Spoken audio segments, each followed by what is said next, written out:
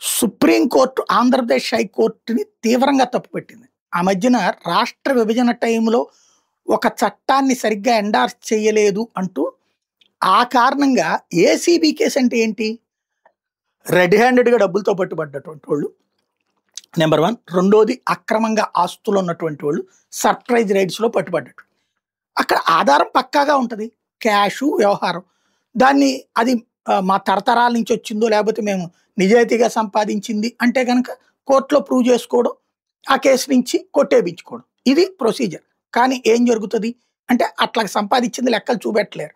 కాబట్టి కేసుని ఫేస్ చేయాలి, శిక్ష పడాలి. ఈలోపు ఎలా చేశారో తెలీదు గానీ ఒక టెక్నికల్ రీజన్ అడ్డం పెట్టి మొత్తం ఏసీబీ 20 మంది అతిపెద్ద అవినీతి పరుల కేసు కొట్టిపడేసింది ఆంధ్రప్రదేశ్ హైకోర్టు. భారతదేశ చరిత్రలో ఇలాంటి విచిత్రమైన తీర్పులు వస్తాయని ఆ రోజున మనం మాట్లాడుకున్నాం. ఇప్పుడు తాజాగా సుప్రీంకోర్టు అదే వ్యాఖ్యానించింది.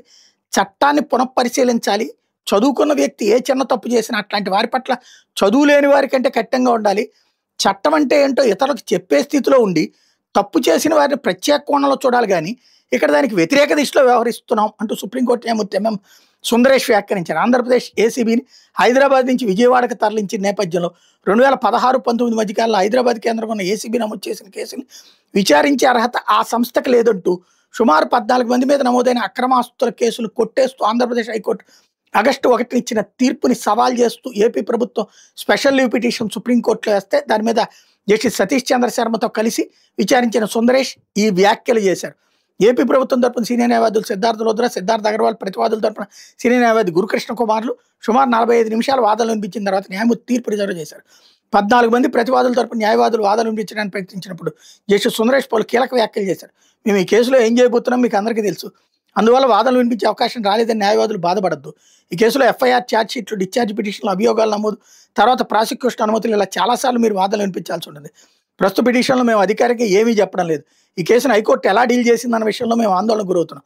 అందుకే ప్రస్తుతానికి ఇంకేం మాట్లాడకుండా సంయమనం పాటిస్తున్నాం. ఇందులో హైకోర్టు బ్యాలెన్సింగ్ ఎవరించి ఉండాల్సింది. ఒకరు తప్పు చేస్తున్నప్పుడు అందులో కనీసం సమతౌల్యమన్నా పాటించాల్సి ఉండాల్సింది. జరిగింది జరిగిపోయింది, మీరు మళ్ళీ మొదలు పెట్టండి అని చెప్పాల్సింది. ప్రతివాదులంతా తమపై నమోదైన కేసులు విచారించే న్యాయ పరిధి ఏసీబీకి లేదని వాదిస్తున్నారు. వాళ్ళు ఉందని చెప్తున్నారు.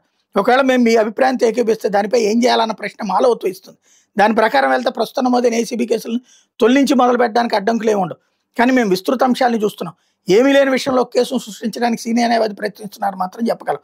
ఈ విషయాన్ని అర్థం చేసుకోవడానికి రాకెట్ సైన్స్ అక్కర్లేదు అంటూ సుందరేష్ వ్యాఖ్యానించారు. ఈ విషయంలో హైకోర్టు అద్భుతమైన తీర్పు ఇచ్చిందని సతీష్ చంద్ర శర్మ పేర్కొన్నారు. ఏసీబీ ఏం కొత్త ఏజెన్సీ కాదు కదా, అంతకు ముందున్న ఏజెన్సీ కొనసాగింపు మాత్రమే. ఈ కేసులో హైకోర్టు న్యాయమూర్తి చెప్పిన భాష్యం బాగుంది. అయితే అది ఆంధ్రప్రదేశ్ కాకుండా తెలంగాణకి వర్తింపు చేసి ఉంటే బాగుండేది. ఇక్కడ రాష్ట్ర విభజన తర్వాత ఆంధ్రప్రదేశ్ యథాతథంగా ఉంది. దాని నుంచి తెలంగాణ ఏర్పడైంది. దాని ఆధారంగా తెలంగాణ అసెంబ్లీ ఉమ్మడి ఆంధ్రప్రదేశ్లో ఉన్న చట్టాలు ఉత్తర్వులు స్వీకరిస్తూ చట్టాలు చేస్తుంది. మధ్యప్రదేశ్ నుంచి ఛత్తీస్గఢ్ విడిపోయినప్పుడు అదే జరిగింది. మధ్యప్రదేశ్ తన చట్టాలను రాష్ట్ర విభజన తర్వాత ఎప్పుడూ మార్చలేదని గుర్తు చేశారు.